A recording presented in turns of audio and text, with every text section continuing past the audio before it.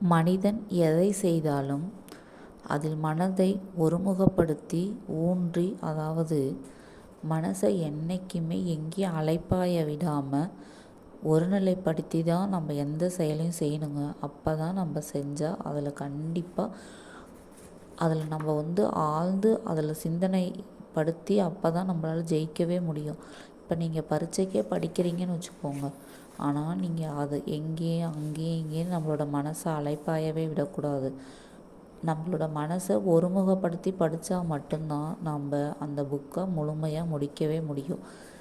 அது மாதிரி தாங்க நம்ம வாழ்க்கையில் எந்த செயலும் செய்கிறப்ப பக்கத்துலேயே ஊசியே விழுந்தாலும் நம்ம காதில் கேட்காத மாதிரி நம்ம படிச்சுக்கிட்டே இருக்கணும்.